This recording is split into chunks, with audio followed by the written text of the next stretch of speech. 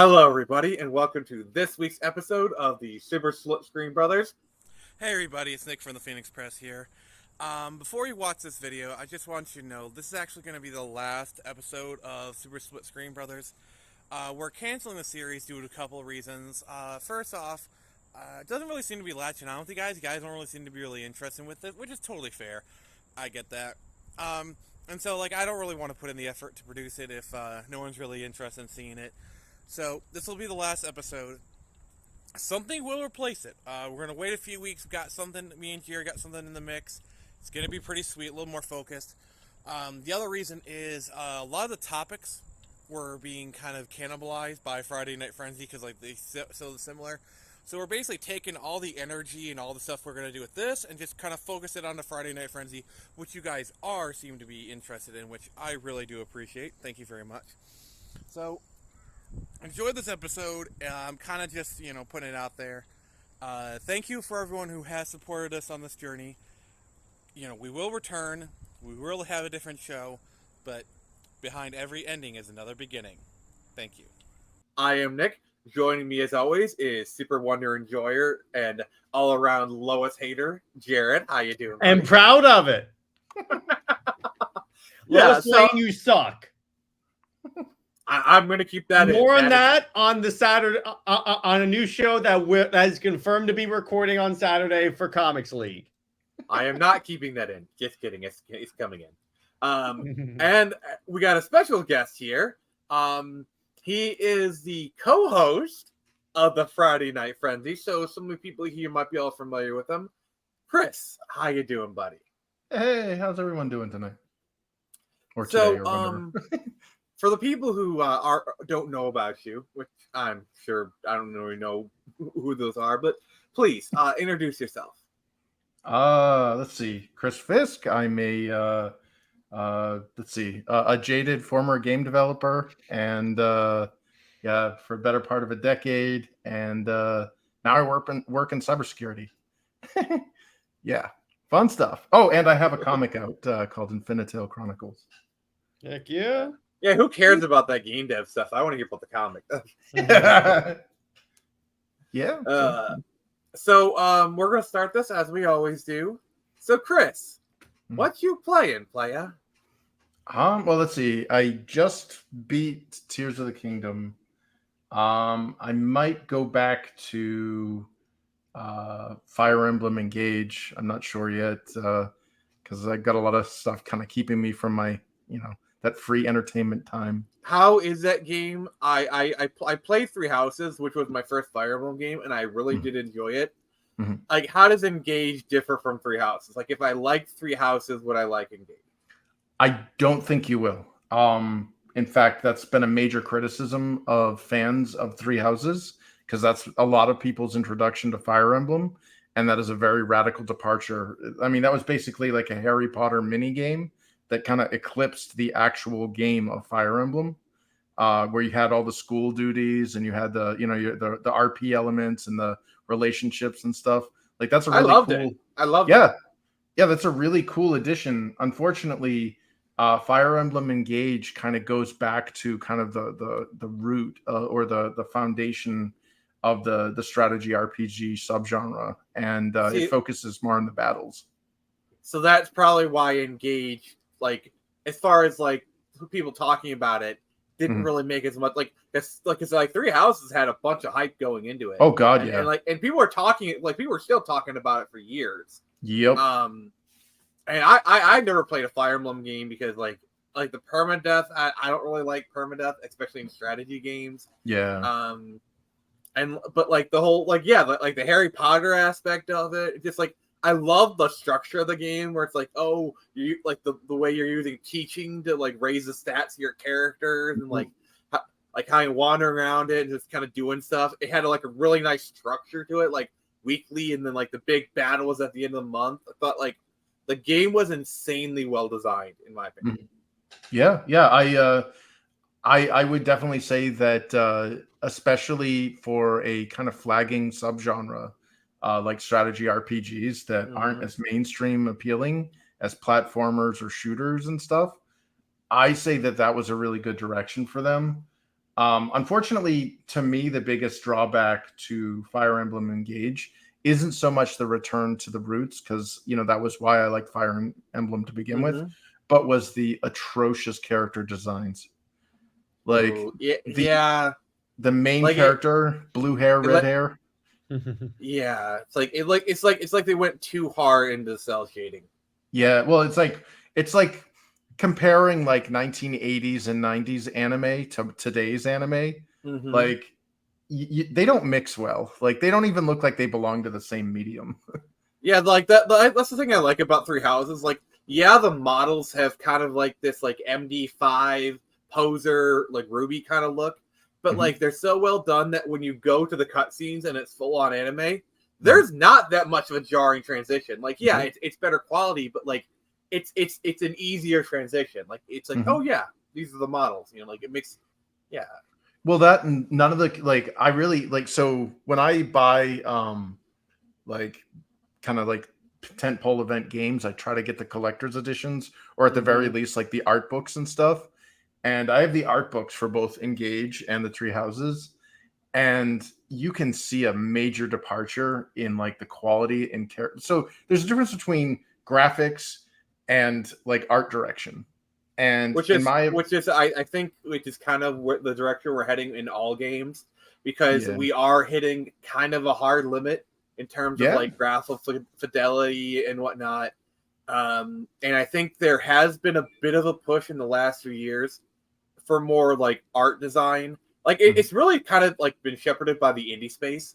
I think Jared, have you kind of seen this yourself in games? Like, I'm sorry, like I saw your look. You're like, I have no idea what they're talking about. The lights are out. Because to be clear, I'm not an RPG guy, so. Well, just from a video game standpoint, we've gone through periods of art direction that have drastically changed kind of the appearance of how our games look. My gosh, and it has nothing to do with the quality. Like, it's not the fidelity of the graphics or any of that. Like, so and so has good graphics, or so. No, it's like there's things like palette choice. There's things like silhouette language.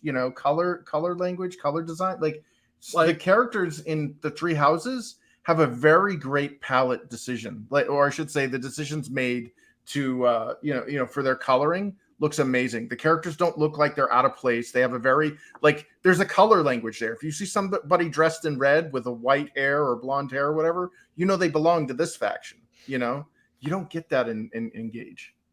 Yeah, I guess you could say the game isn't very engaging. I came across this sort of issue when I first played Halo 4 for the first time, because that was a dramatic art style shift from 3 to 4. The fun part is that they tried to explain it, but not in the game. So like Chief having different armor, it's because because 343 came out. Don't worry, nano robots repaired his armor. Why are the Covenant? They really went the nanobots route. Yeah, why does the dropship look different? Oh, you have to read this novel in order to understand it. And I'm like, no. Just keep the old art style and up the fidelity of the graphics. It's not that hard. At least Halo Infinite went back to the old art style. Wow. Yeah, and like we're talking about like stuff like, the thing is, a good art style can hold up. Like, I'm gonna skip past the obvious one that came out for the GameCube and go to one that's actually a few years before that, Jet Grind Radio for the Sega Dreamcast. Oh boy. Yeah, because the obvious one we've talked about, Wind Waker, which that applies. But we're talking about like Jet Grind Radio was like what, 99 or 2000. But like let's just whatever. 3 years before Wind Waker. You go back and look at that game, it still looks as good as the day it came out. Like Jared, go look up a picture of Jet Grind Radio for Sega Dreamcast. Like just look up pictures of it. Grind tell me what Radio. And tell me what you think about. Like, you might not be a fan of the art style, but I believe you might be like, okay, yeah, this still looks like good. Yeah, that looks pretty good. Wow. Like this is a game that could have come out today, and when did this come out? Would have looked. I believe over 20 years ago. Wait a second, it's an original Xbox game and it looks that good? Yeah. Oh, it's even no. That's Jet Set Radio. Jet Radio. Jet Grind Radio, I believe, was the European renaming of Jet Set Radio. And the when it Dreamcast came to had it. Xbox, when it came to Xbox, it was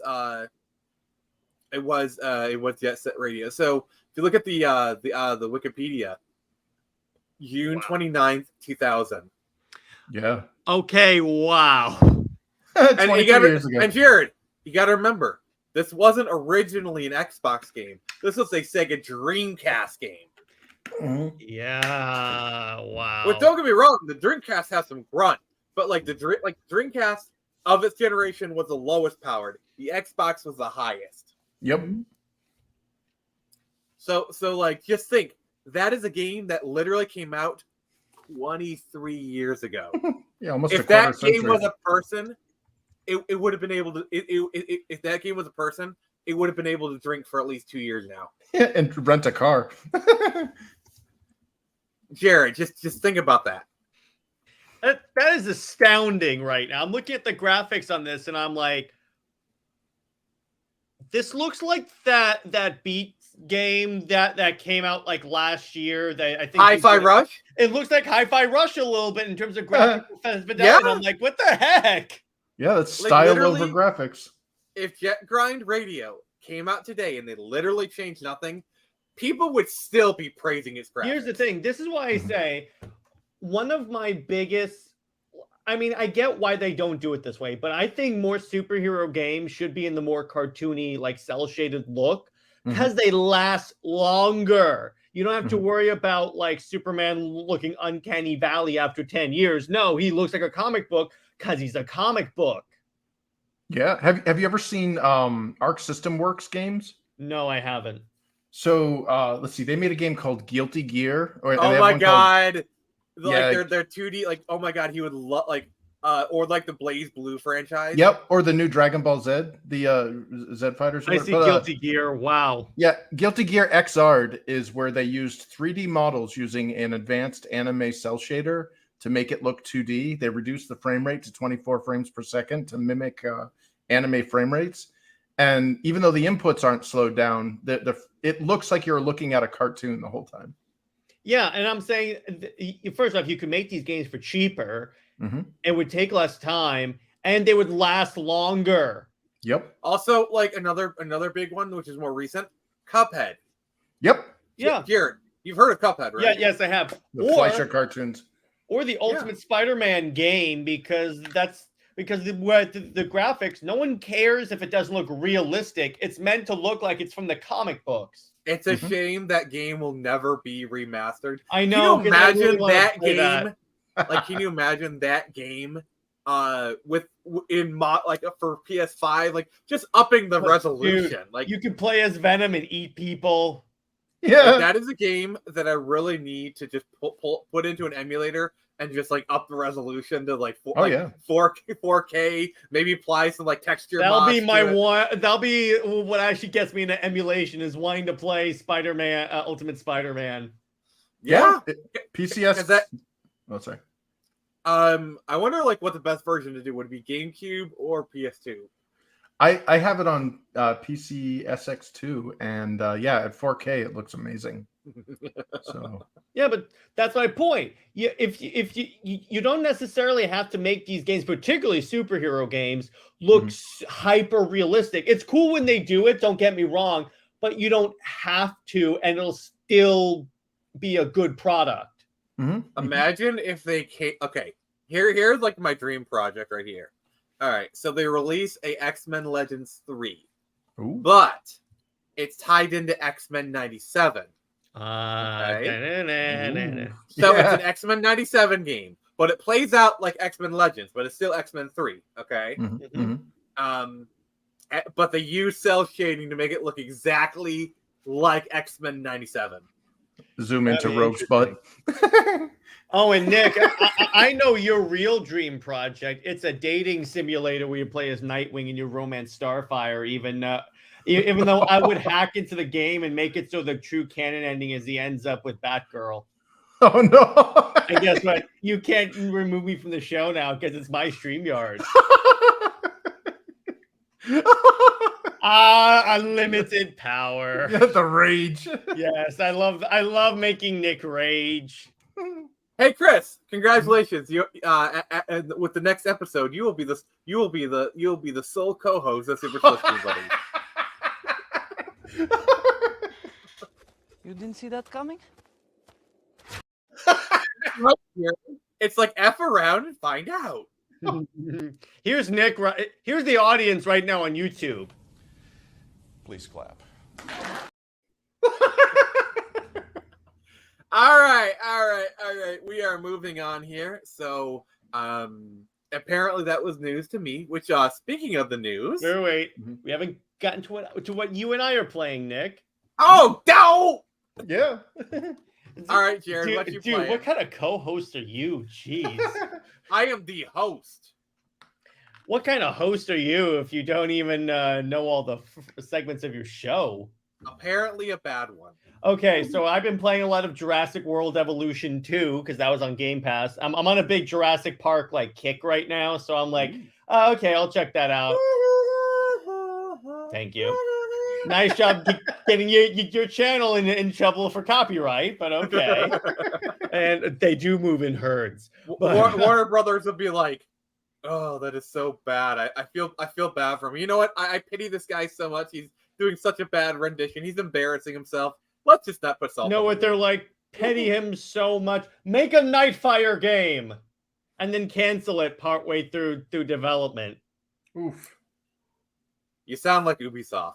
Yeah. So, or I sound like whoever the hell made Gotham Knights. So anyway, it's like you picked it clean till it's just skull and bones. Yeah. In terms of movies, I watched Oppenheimer. That was pretty good. I enjoyed that one.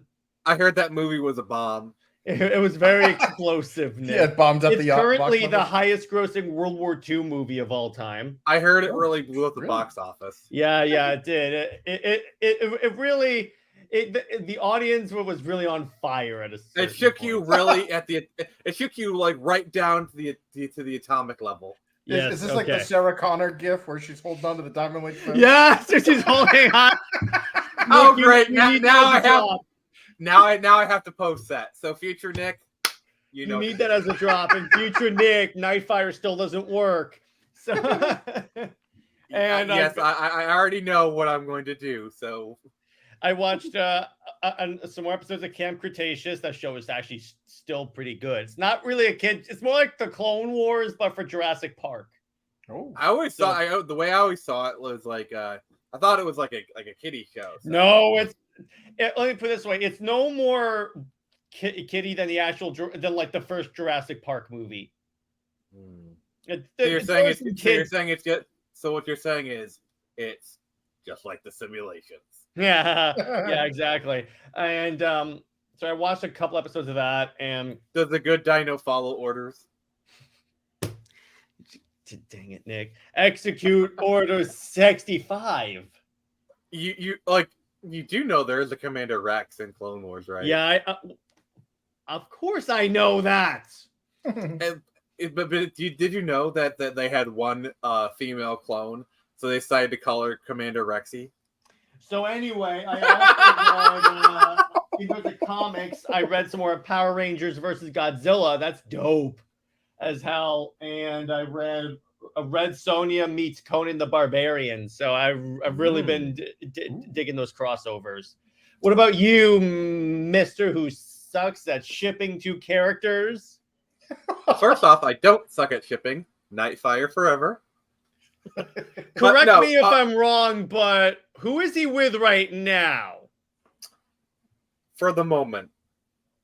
With no sign of breaking up anytime soon. In fact, I believe they're all it engaged. takes is another writer to come in and be like, you know what? I don't want him with Barbara. I want Barbara with someone else. Which, how does that feel knowing that in the new 52, she was with Jason Todd instead of Dick Grayson, and he was firmly with Batgirl for a significant portion of the new 52. Well, I didn't read a lot of the new 52, and I can always go back to my Marv Wolfman run where they did get married. Ooh. Well, did they? Because that was wiped away by Crisis. Or like I'll wipe Flashpoint you away or with one of them. Crisis. Hey, well, at least my group is has currently been a couple in current canon. But anyway, so what have you been doing to entertain yourself besides trying to make Nightfire a thing you know it never will be? Oh dear God, now now you're like making pushing this so much, Chris. This is so great. This is payback for all the times he pushes Wonderbat on my show, and I finally have something. Also, I may or may not be overreacting for content, so keep that in mind. It's in the intro to my show. How do you feel knowing that segment is fake? Ooh. How do you feel knowing Nightfire's fake? This is a podcast. Remember, Nick, in the immortal words of Batman. Okay, they're talking about fictional characters. Fictional characters. Jared, you do realize that while you control like the stream, I control the editing bay. I don't care. I can always release an unfiltered version of the episode and say, "Oh, by the way, this is what Nick is not telling you people." Release Also, the Snyder you Cut. There you go. Also, you do realize that AI voice is a thing, and I have more than enough of your audio to train it. Hello, Smithers. You are really good at turning me on. Like I can make really it so want that to mess with me? Nick. You know how much destruction I can do if I cut together an intro for you for a show. I could 100% AI voice a new intro for you, talking about how I have realized that Starfire belongs with Red Hood. I could release a video of you promoting Bat Cess if I wanted to. No one would believe that. That's the thing, though. I've had such violent reactions to it at this point. No one would believe I just turned. That's the thing, Nick. You gotta understand that's partly why I have these like really visceral reactions to these things, Chris. So that way, if someone tries to like to edit it, no one's gonna believe it because they're like, "There's no way." So, Nick, what have you been doing? Trying to avoid your sick burns and failing miserably. So so it looks like someone has to go to the burn ward. Someone called JD. Yes. I let's just say that all my local stores are currently sold out of aloe vera.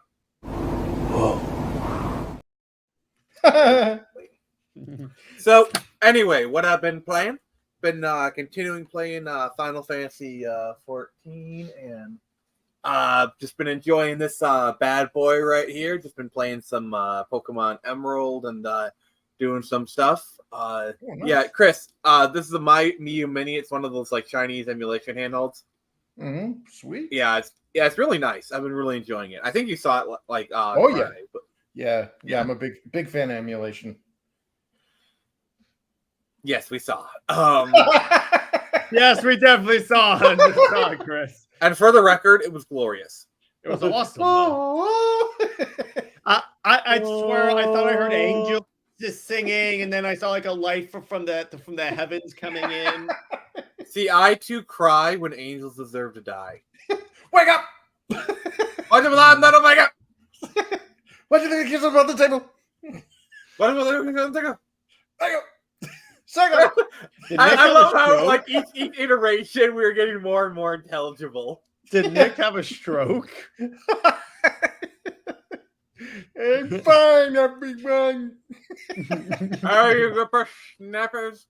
All right, so let's walk a little bit, and since I ruined the good segue, news. All right. So, do you want to start with my thing or your thing? I'm feeling like a generous god today. You're where that god was shot with an arrow, right, by Leonidas. Well, actually, with a spear. So, well, anyway, the thing is, I built a suit of armor in a cave with a box of scraps. So f you. Okay, so you built the suit of armor in a cave with a piece of scraps that would be turned into a weapon that would then be used against you by your former business partner / mentor. I defeated him, didn't I? Barely. But I defeated him. And then you actually discovered that all the Iron Man suits are actually coded to my DNA as a final FU. And when you enter each one of them, they as they eject you, they go Nightfire sucks as a ship. So anyway, you see, the thing is, I had discovered that, so all I had to do was do a simple batch process. well, too late. I think we lost Nick's audio. Sorry about that, Nick. I think something's wrong with your microphone. So anyway, Marvel Studios VFX workers vote to unionize amid claims of poor working conditions. Oh boy! All right, and then future Nick, you know what GIF you're gonna put in there, so just kind of do it right here. Well, actually, I can. If you want, I can play a clip here. Oh shit! Here we go again. Well, I was gonna do one about time, but that works too. Oh, yeah, okay.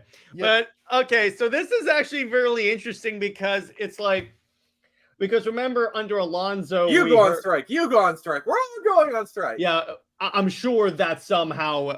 Well, actually, this is not strike. This is unionizing. So this is a step towards that. But the thing is that, remember, under Alonso...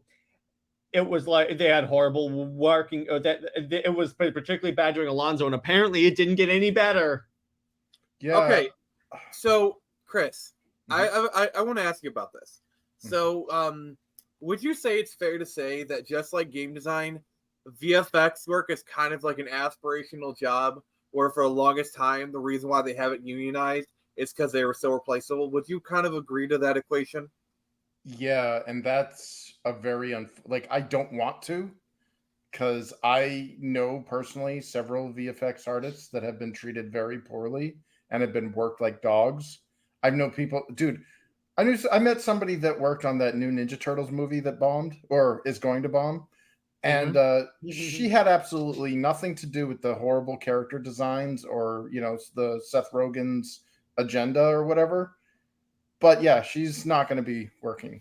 By the way, did you see the design that leaked for the Chinese version of the toy of April O'Neil? The light skinned Oompa Loompa? Yeah, somehow they light skinned them for China. So I'm like, yeah, that's all we're gonna talk about it. But like, it was interesting. It was relevant to like the word. But like, Chris, it really sucks that you have some truly talented people that are worked poorly. Like, you can see it on LinkedIn all the time. If you have friends that are in these creative industries, how unstable and uncertain it is. And you dude, when we had a crunch for a stupid video game that was coinciding with a TV show, guy tells us 9 months before it's coming out, yeah, we're for the next 9 months you guys are going to be working like 80-90 hour work weeks, but we'll give you pizza, and yeah, you can't take vacation or anything, so have fun. And then like my sister had to help my mother move out of the house that I grew up in and sell it and everything on her own, because I couldn't go back to New England, on the other side and help her out. And meanwhile, the producer who tells us this goes on paternity leave. Also, and then they come back in, it's like they got the baby. They want everyone to like stop working, like the baby, and like, oh, why are you guys so tired? Why you guys like blah blah blah? I just went through labor. Yeah, dude, I had there was an absolute legend. I actually worked with a lot of legends in the industry, and I'm not going to call him out by name, but this guy had been in the industry for a long time. He worked on the Mortal Kombat trilogy. He worked on here. Yeah, he worked on not the Mortal Kombat trilogy, but there was actually a game called MK Trilogy. He worked on that. He worked on the Splatterhouse remake. This is somebody you want to listen to when he speaks, okay? One of the nicest guys in the world. Like, he has like a Saturday morning cartoon TV host personality. Very nice guy, very approachable, And it's funny because he's kind of jacked, so it's like, but so he's a very nice guy, whatever. And we're all being told we got to come in on weekends and work and blah, blah, blah, blah, blah. And then the producers come in and bring Nerf guns and start having a Nerf fight. Well, we're busting our ass on time that we don't want to be here. And he gets shot in the fucking eye. And I just heard, like, that moment when you hear the nice guy's soul die and the demon wakes up? I heard that sigh, and he was admirable. His restraint is admirable because he just got up real quietly and just let out that sigh and just left the room or whatever. And he just shouted out an F-bomb or something outside or whatever. But it was like because he probably realized just how bull crap that whole situation was. Exactly. But he got laid off just like I did when after we limped across the finish line with a subpar product because we weren't allowed to do our jobs because of incompetent leadership. And the worst and the best part is when a game performs poorly, like, it looks like people don't want that kind of game. Yeah, we totally butchered like this newest entry, and it sold well because we butchered it. But that just proves no one's interested in this franchise. Well, all the people that made those decisions sailed onto golden parachutes, and I looked for months and months. That was when I fled over to the Ubisoft stuff. But that was also an unfortunate decision on my part. But it was kind of the beginning of the end of my interest in working in that industry. Because you work your ass. Here's a question that I wanted to get to. We're talking about VFX work, and do you think this might eventually lead to game design getting unionized? Because I think it's going to be a little bit harder. But do you think that I firmly believe it might not happen now, but maybe in 5-10 years, people will get sick and tired of this. I think they already are. Yeah, and I think I think there will come a point where even the people coming into this industry, or honestly, you'll start to see less and less people wanting to come into the industry. Like literally, even back in 2016 when I was in that position because I at one point was studying game design in college. I knew how bad things were. And it's I just stopped doing it and I chose comics instead. I made the right decision, but you did. I could have been you.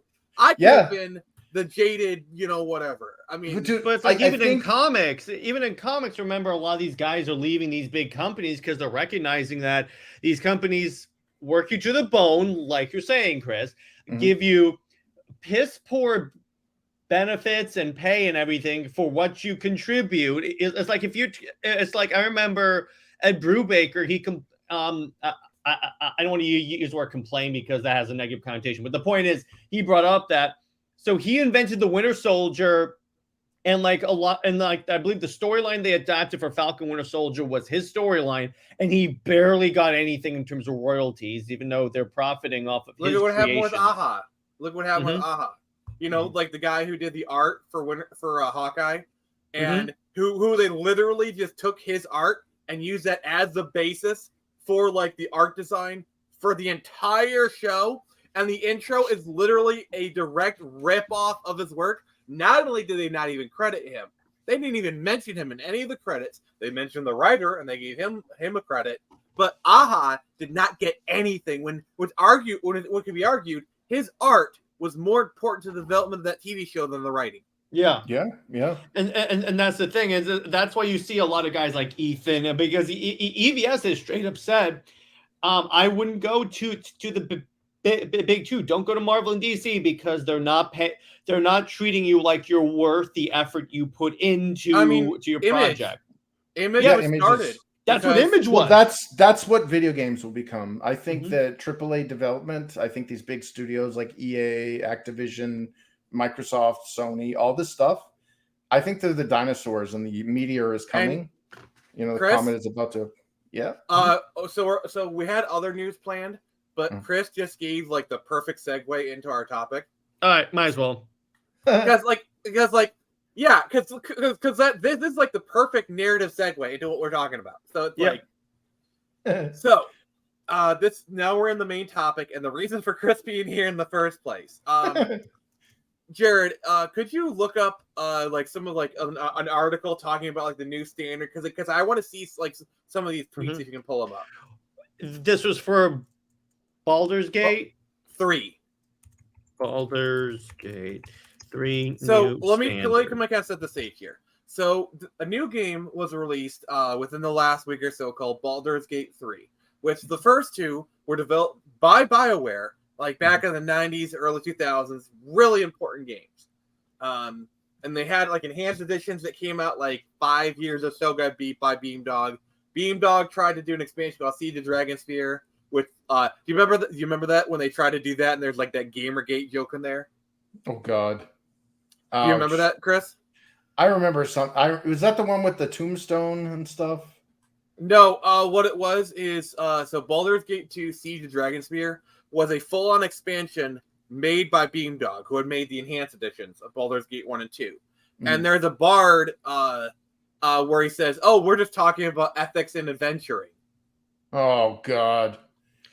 Needless to say, Beamdog did not get the Baldur's Gate 3 gig, because that's the whole point of Siege of Dragonspear, was they were trying to like pitch themselves for and so Baldur's Gate 3 comes out and it has problems, let's just say it has some problems with the bare necessities.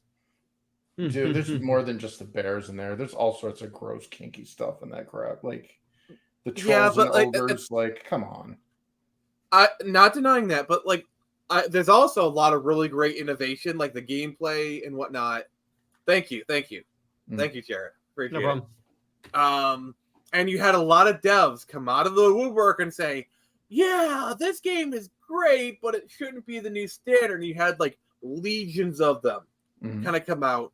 Chris, since you're kind of a little more informed about this, can you kind of like explain it, maybe translate what they're actually trying to say? Because I feel like there's kind of some layers of abstraction I'm missing here. Yeah, live services is an anti-consumer scam, and the industry wants everything to be like that because they want recurring revenue, and they don't want players; they want payers. And what we're seeing here with Larian Studios' Baldur's Gate 3 is that despite all of the stuff that I find completely reprehensible with its weird, agenda-driven stuff, the game model itself is not anti-consumer. You're not bugged. You are not harangued with, upgrade to this, buy this, get this DLC, get this. You're getting a full product here. And I think that is really scaring a lot of devs who would prefer to, when they launch something called an MVP, which is a minimum viable product, they hold meetings before they launch these games to, even though they just defined it as a minimum viable product, they forget what the M means, because they will start harvesting from that product to enact things like pre-order bonuses or retail exclusive deals or day one DLC and stuff like that. Whereas you're not getting that from a game like this. Larian Studios understands that its customer wants to buy a product and not a scam like, live service where they're recurring payers rather than just a customer. Yeah, because while it is a bit of a boomer kind of thing, like back in my day when we bought a game, we bought the entire game, no DLC, no microtransactions. Like really, the last generation to have that solidly was the PS2 generation. Yep. You kind of had it with the the PS3 and Xbox 360 generation is really where this crap really started to take hold. Like internet connectivity. Yeah, and we've had a whole generation that's been raised on it. But there's a lot of people. And the other thing I think is people forget what AAA actually means. So back up on, I'd say even up until the PS3 generation, like what we are seeing now, I think recently, is the return of AA. A is what I classify like indie games. Would you say that? Would you say single A is indie games? Yeah, that's fair. Double A is stuff like this, where it's a lot higher quality. It's not, but AAA is like your blockbuster games. And I think this is the thing that really scares the game devs is Double A making a comeback, and Double A is really like it's because the tools are so great that you can make an experience that rivals AAA, because AAA has fumbled the ball so much. Yeah, they have. That literally all it takes is a developer with enough blood, sweat, and determination and talent. Because for this game, while it's not perfect by any means, I believe in calling out both the good and the bad. And while this game does a lot of bad stuff, it also does a lot of good stuff, which is why I think it's really important to talk about this. Like the kinky stuff and whatnot. It's bad, but also from what I hear, the game mechanics are really good, and just the scope and all that stuff, and obviously the model. So it's a mixed bag maybe, but all the negatives are valid. Yeah, like I just don't feel like the thing is as much as there are negatives to this game, I mean basically it's Divine Divinity 3 or essentially with a D&D rule set slapped on. Because Larian Studios has done this. Like if you've ever played the Divinity series, these guys are masters of their craft at that. So kudos to them for that. But with all that said, you don't feel angry at the developers for putting in the woke stuff or the kink stuff or whatever, because you don't. It's not a product that's ripping you off. You know what I mean? You're not continually being milked by the developers and, oh, you're a terrible person, we're gonna cancel your account. I don't need an account. Yeah, and honestly, I think most people would not be as angry with the woke stuff because I feel like in this game, as opposed to all others, like a lot of the woke stuff is optional. Like you don't have to engage with it. Whereas like a lot of the other games, they beat you over the head with it. Like, they kind of force it on you. Well, the character creation is like overtly woke, dude. Like there's no male female options, and then they have it as identity, and you have male, female, and non-binary, and then it's like it doesn't change your visual at all. You have to actually go down to something else called body type, which is almost like obfuscated from the user. So it's like a weird, like why is my male elf look like a female elf? Oh, or it's like even in Halo they changed it so like so traditionally the way it was is that a female Spartan is like thinner and lighter. Now they changed it to heavy armor, light armor. Yeah. It's just you can have a male voice on a very feminine body. Yeah. Well, I mean, I feel like Cyberpunk handled it well because like identity is a big part of Cyberpunk. And Jared, feel free to kind of scroll through the article if you want. Just but like because like with Cyberpunk, you had male and female bodies, but you could put the voice on either of them. So like you'd have a male V body and a female voice comes out of it, which is Cyberpunk. So I think that makes perfect sense within the context of the universe. I agree with you on that one. Yeah, now that I say it out loud, I kind of take back what I said in the sense that as long as the NPCs don't do that weird crap, like if it's just in character creation and I can bypass it and make a normal character essentially. Like there's actually been interviews where Larian Studios was saying that they've discovered through their user metrics that like they were upset that everybody was making default attractive white people. Oh, really? Yeah, and they wanted to make it. Oh, I remember that. Yeah. Here's the funny part. Isn't that like the majority of people in the country or like the majority of your user base though? Yeah, yes. They want to be in denial. Like if you haven't noticed, our media does not reflect the population proportion at all. No. And look at how much it's biting them in the butt. Like Yep. We're seeing these news outlets closing left and right. As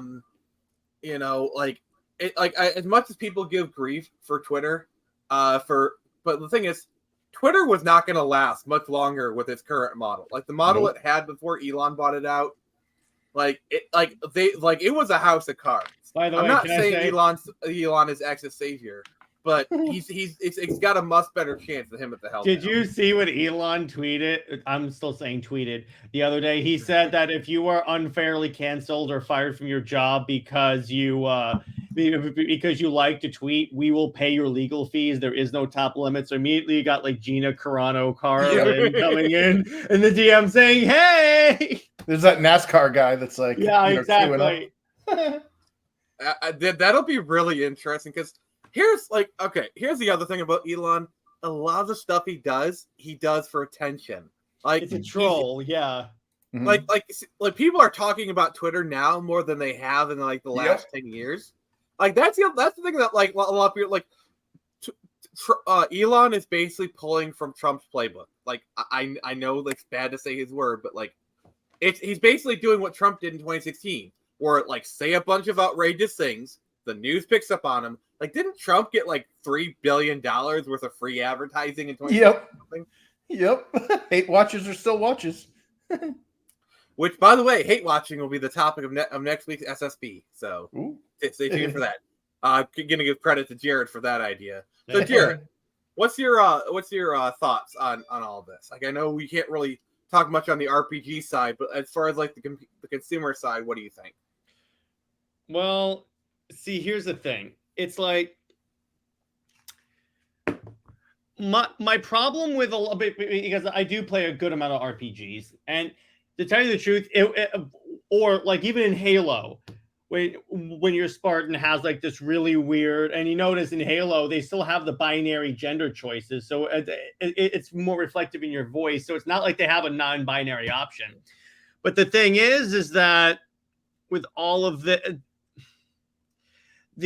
whole thing with this, I was skimming through the article, and one of the things they said is that they have like such a massive team, and that they could put all the stuff in there. But he's still saying it's like don't worry, we're not trying to make it so all RPGs must be this way. But what you don't realize is that I got news for you, dude. If you make a game and it's popular, whether you want to or not, you are the trendsetter. I'm pretty sure Halo didn't set out to be a trendsetter when it launched. And here's the thing, like, it's fine to say this, like, don't expect it out of like smaller studios, but you got to realize there were devs from Bethesda. They were like Chris Sawyer was one of the people, like Mr. Fallout New Vegas, Obsidian. Like they're devs from like Ubisoft. You mentioned it, like a lot of like almost quadruple A developers, and I'm sorry, but when you work at like the Ubisofts and the Microsofts of the world, you have more money than God. You are in a better position than Larian to make not only a game of this quality, but to surpass this.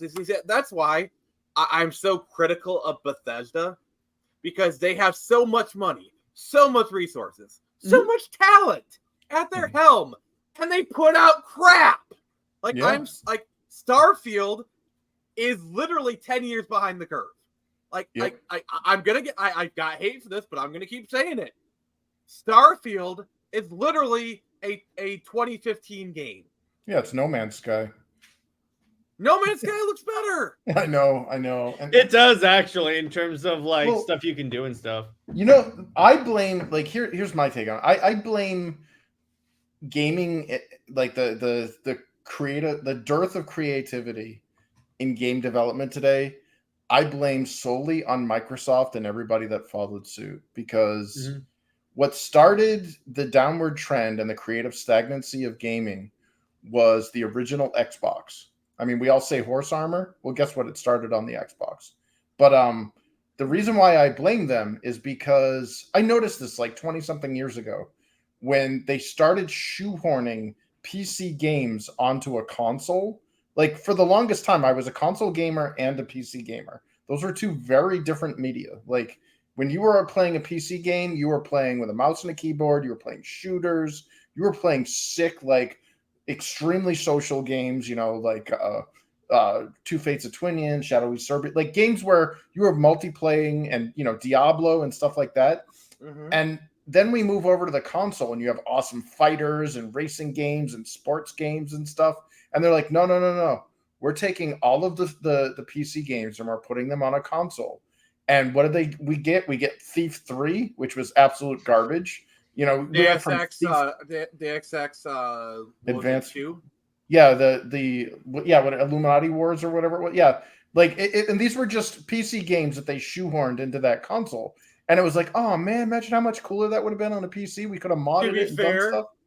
To be fair, it's like that trend had started really in the generation prior, because like games like Diablo, StarCraft, although they were Blizzard games, but like I was about to even mention Warcraft, but like you had a lot of PC games starting to migrate onto like the PS1 and PS4. But they were ports of PC games, okay? Meaning that they were designed on a PC for a PC, and then console manufacturers said, hey, you could port that over to us.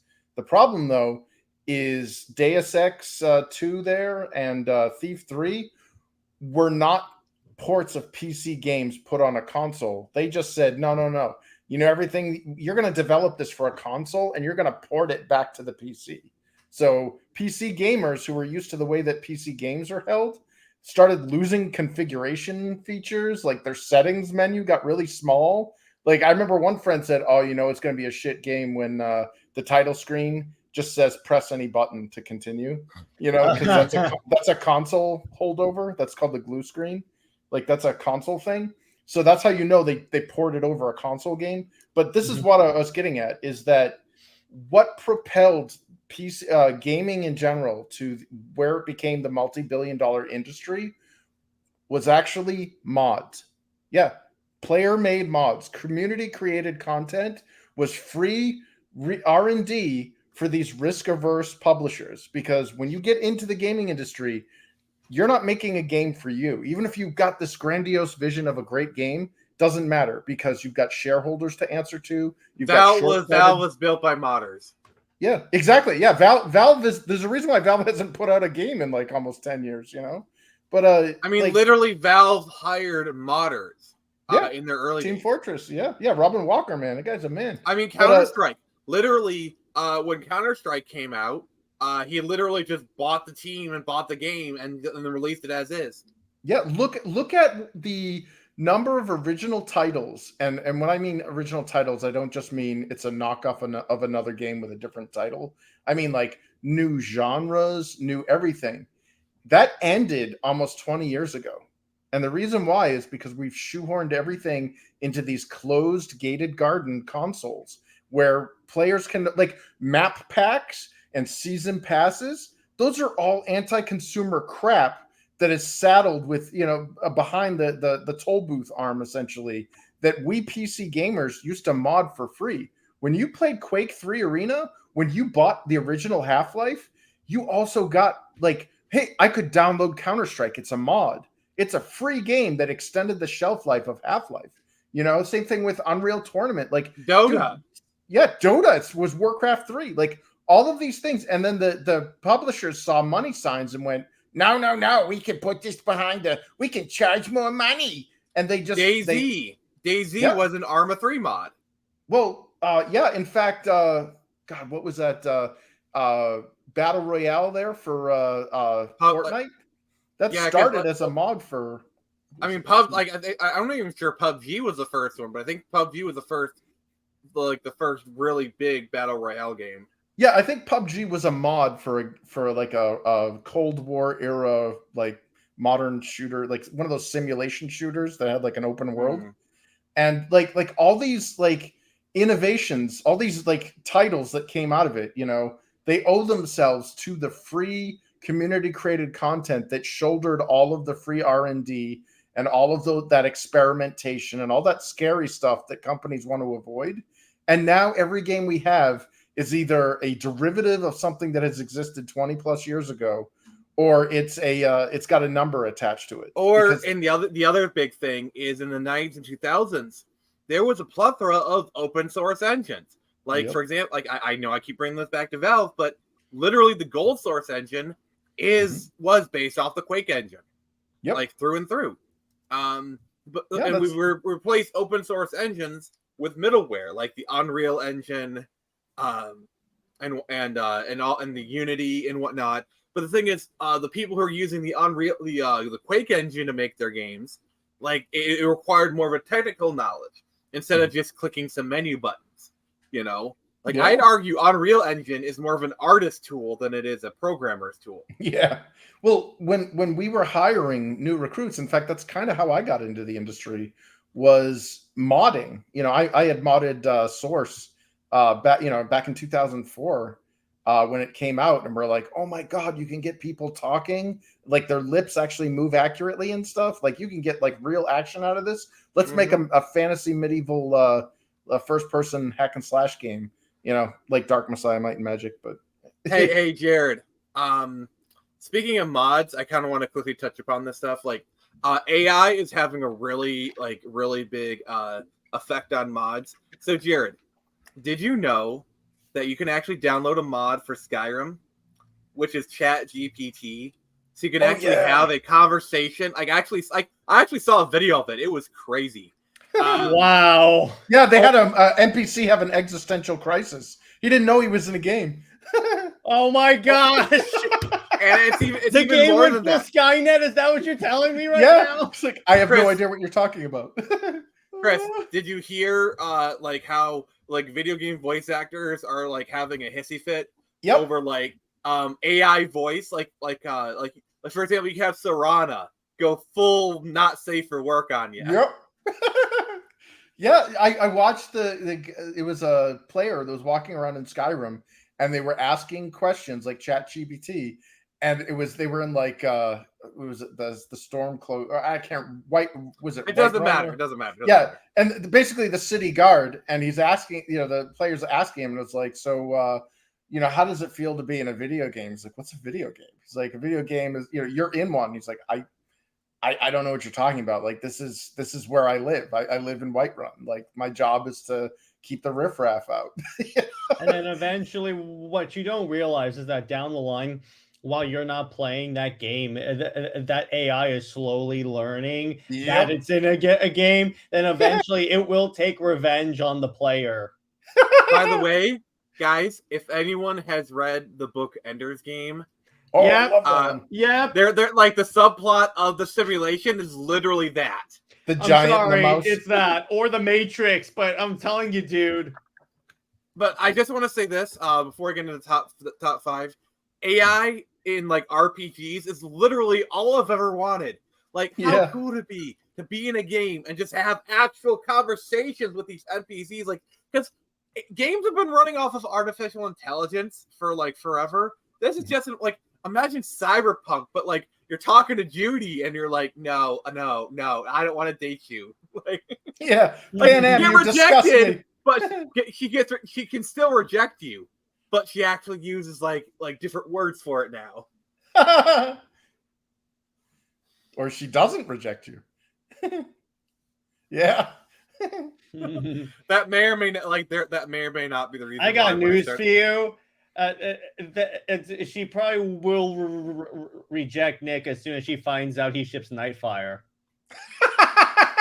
He's like, you have crappy taste in ships. Who's that Jared guy that you happen to do shows with? I like his taste in women.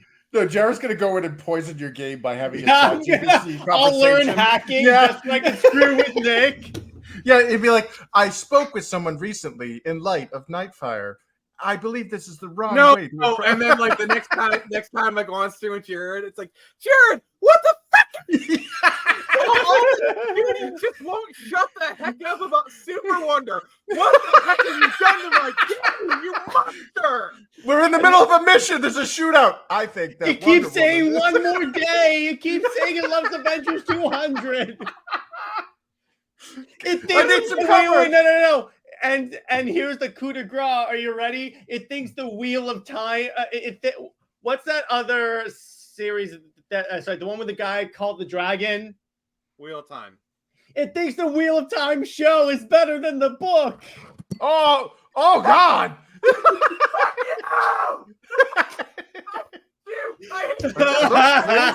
Is he burning his house down? Oh my God!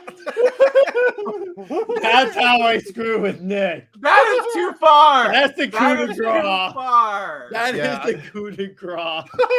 Fuck you. I'm telling you, Nick. I did Nick, cover you want to fire. go to war with me? Because I know. Thankfully, this happens like way deep in the show, so I don't have to worry about it. But still, fuck you. No, but Nick, I'm telling you, this is why you don't want to go to war with me, because nothing's off the table with me. And the best part, I will have the AI voiced by Captain Marvel. So how would you feel if you open your door one day and there's a package, and it's I custom wouldn't art, pick it up after this because I know it's payback. I'd go. It's custom art by Bruce Timm, and it's Athena making out with Batman. Return to sender immediately. I'm like, this is obviously not for me. This is for Nick because he has crappy taste in ships. And then you know what I do immediately after that? I immediately ramp up the anti-Nightfire campaign to the point where every time you have a conversation with an NPC, it ends with, "You're the dude that ships Nightfire." Oh my! And then immediately you're thrown in prison every time that happens. Like, it's to the point you can't even progress in the game. All right, top 5, everybody. Let's go top 5. I told you, you don't want to go to war with me. So top 5 RPGs. Jared, you go first. for Mass Effect and Skyrim. Because I've liked all the Mass Effect games because I'm a big sci-fi nerd. Big surprise there. And wait, are you saying Andromeda is on that list? yes, because the way I took Mass Effect. Okay, Andromeda is not allowed to be on that list. Oh. Okay, then in which case, DC Universe Online, that counts. So, in other words, I hate you because you're right. Yeah, the thing about the reason I like Mass Effect is because I'm a Halo fan, and the way I look at Mass Effect, it's close enough to a Halo RPG until I get one. Hmm. So I'm like, okay, I can do that. DC Online because it's me, and Skyrim because that's when I need my sword and sorcery kick. So, Chris, can you name 5 actual RPGs, please? Oh, screw you, Nightfire shipper. Should it be subgenres or just RPGs in general? RPGs in general. Okay, so my number one all-time favorite RPG from the very beginning was Betrayal at Krondor, which is based off of it's based off of Raymond E. Feist's Rift War saga, and it was an open world Grand Theft Auto fantasy game before Grand Theft Auto 3 came out. Oh wow. Yeah, it was amazing. It actually got me to read all of Raymond D. Feist's books, and that is a pretty big feat considering that at the time that the game was purchased, I was pretty much functionally illiterate because I was severely dyslexic, and our schooling system is trash. So that actually got me interested in reading that and Dungeons and Dragons. But so that would be my number one. My number 2 would be the original Phantasy Star on the Sega Master System, because that's what introduced me to kind of the world of RPGs. It was very rudimentary in its execution, but its first-person dungeons and its graphics were so far ahead of its time that if you were to compare it to what came out from its contemporaries, you wouldn't even believe it was in the same console generation. Like, it's just an amazing game. Let's see. Number 3. Let's see.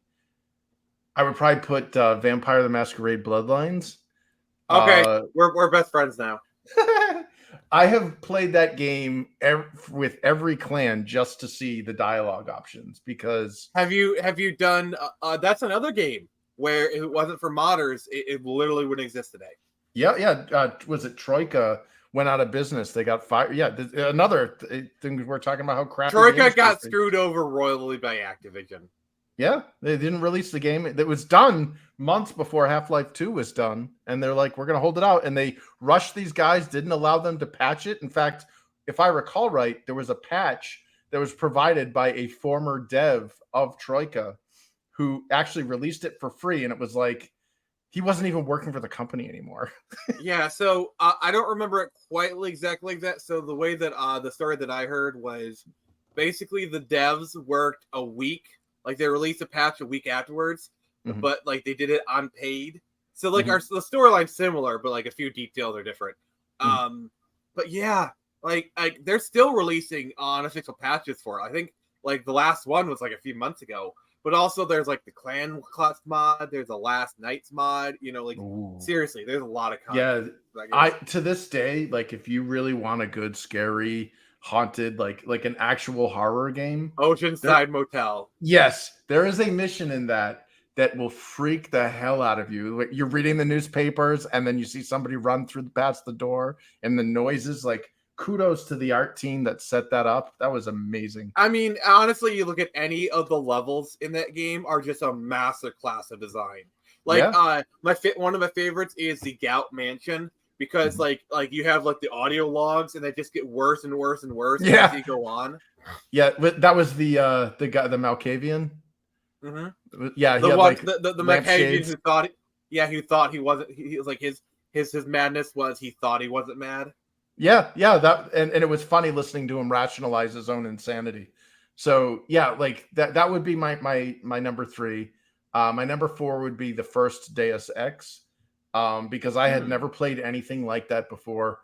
It was a cyberpunk style game that it was probably had the worst 15 minutes or the first 15 minutes of any game I've ever played, I was like, this is garbage. I can't believe this. And I had a friend no, dude, just keep playing. It gets so much better. I've never made it past the first level of that game. Yeah, because the first level is absolute trash when you're on Liberty Island and you're trying to the anti-terrorist stuff. Like it's awful. But once you get past that hurdle and you get into the actual like the pulp of the game, it has an amazing story involving the Illuminati. And it, talking about how there's the shadow government and all this stuff, and you can actually choose to side with it. You have multiple endings in the game.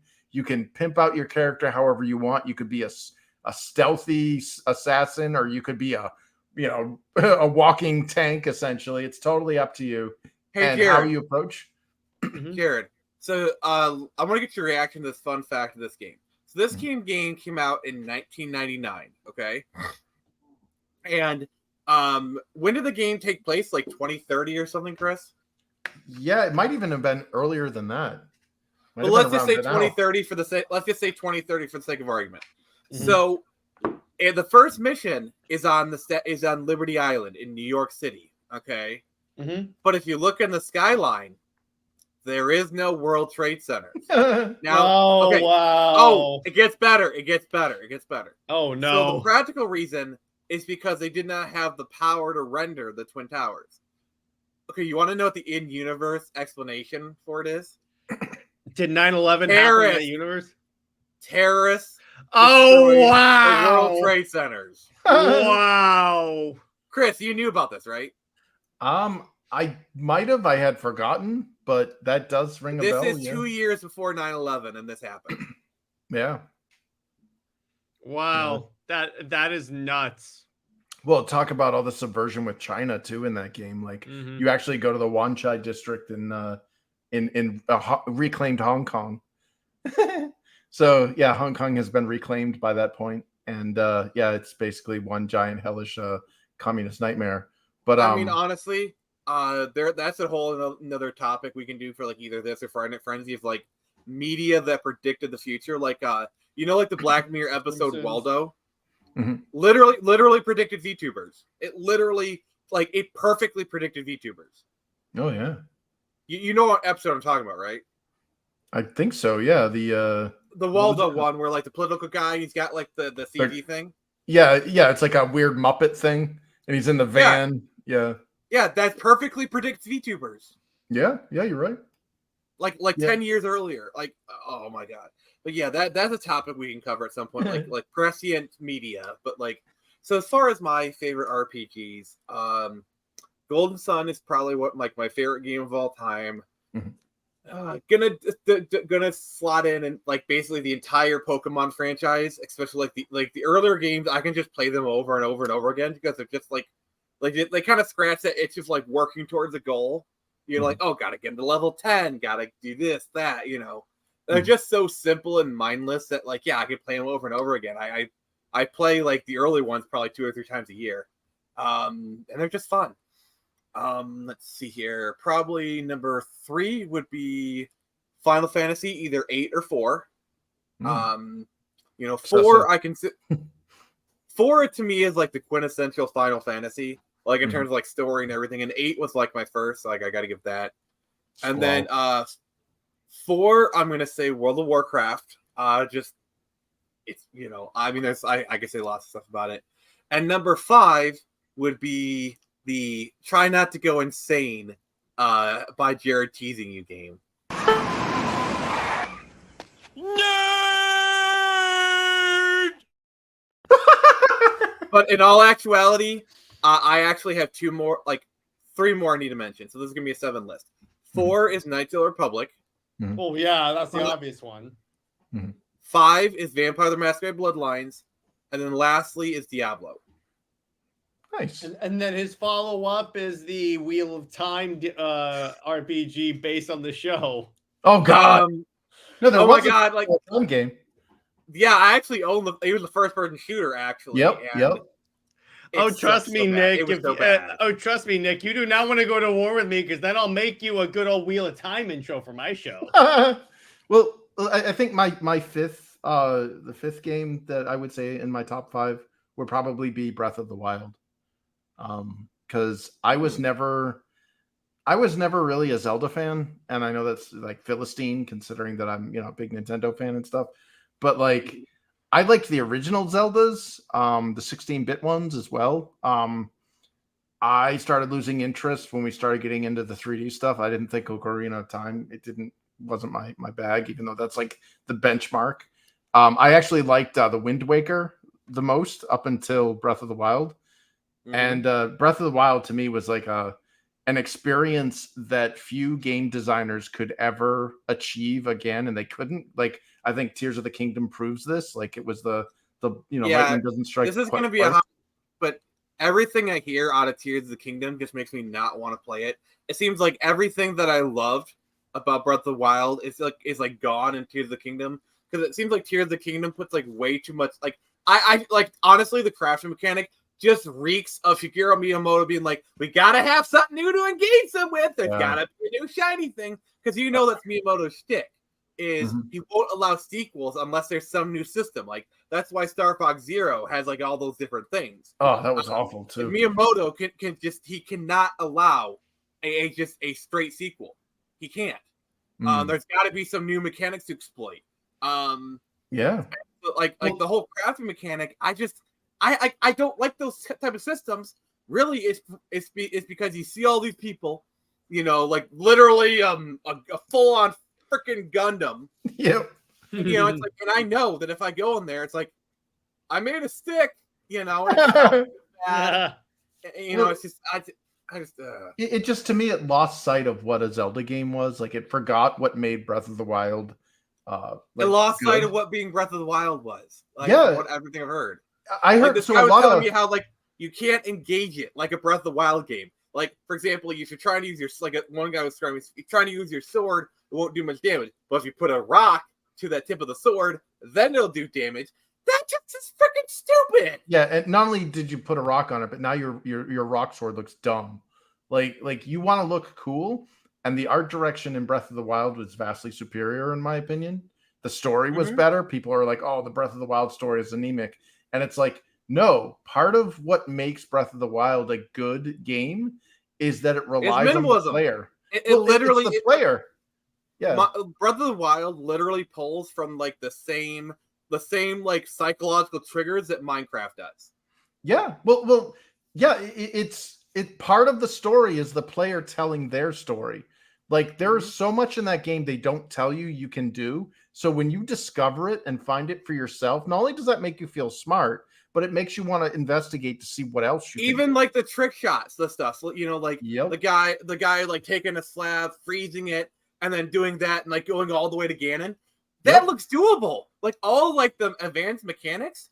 Like, I still have never battled Valerian because like the combat stuff I'm not the best with. But, like, all of like the cool like stuff, it's doable. Like, you can it's such good visual design to where when they do it, if you played Breath of the Wild, you see exactly how they do it and you can know how to replicate it. Yep. And then, like, I look at like a freaking Gundam in Tears of the Kingdom and be like, yeah, that looks cool, but I have no idea how to make that. And not only that, but like, so they decided to go Banjo-Kazooie nuts and bolts with this. Okay. There is no social aspect for, like, say there's somebody like you who wants that Gundam. They're like, oh, wouldn't that be cool if I had that Gundam in this game? I don't know how to freaking build it. Well, why couldn't you just export a save file and share with your friends? This is the recipe that I could use, because they actually have a pre-made ability where you could actually make a prefab. So you build something, then you save it, and it says, okay. I mean, it's easy. Yeah. Literally what they do is QR codes. Yeah.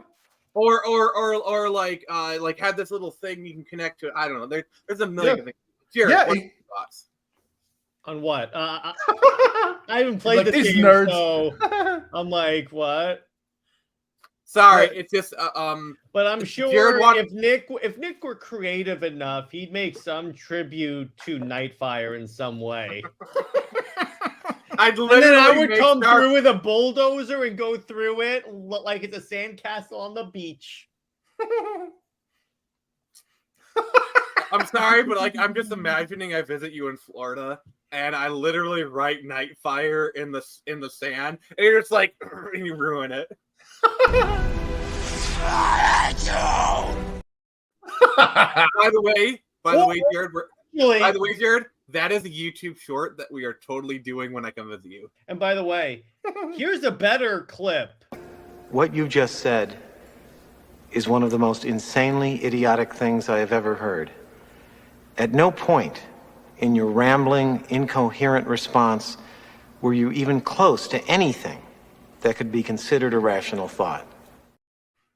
Oh, There you go. All right, let's wrap this up. Okay, So, okay.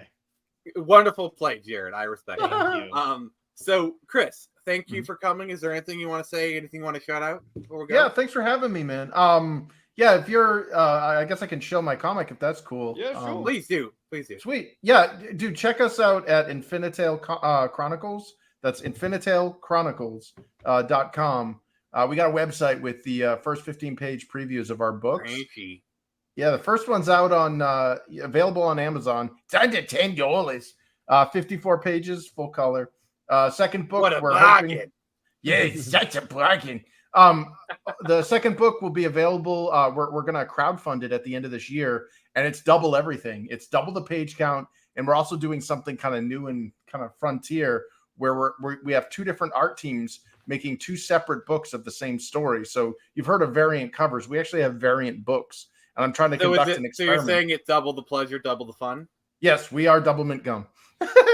But I'm hoping that with this experiment, we can kind of get, kind of what the people who are attracted to these kind of fantasy stories, what art style they prefer. Do they, because we have two very different teams and they're very talented. So it'd be interesting. So basically, to if you're see. like, this version outsold the other version by a factor of 5. Yeah, we're going with that art style. Exactly. And I can basically have the other art team help with promotional imagery because I got a background in product development, product management, and I've already established a branding. Like we've got the logo, we've got all that stuff, and there's definitely a lot of help I still need with promotional stuff. So even if the second team doesn't become the book inheritors, essentially, I can still make great use of their services because they are very talented. Mm-hmm. Well, And, Chris, yep, I appreciate having you on here. Jared, I appreciate you testing the limits of my sanity. We got it. We always got to make sure. One of these days I'll get you. One of these days I'll get you. One of these days. I'll get you next time, Phoenix. So, Okay. What the hell was that? This is why you can't go to war with me, because you got nothing to back it up, bro. oh! So, everyone, this is Nick from the Phoenix Press, and remember, I can only show you the door. You're the one to walk through it. Wheel of Time is peak TV.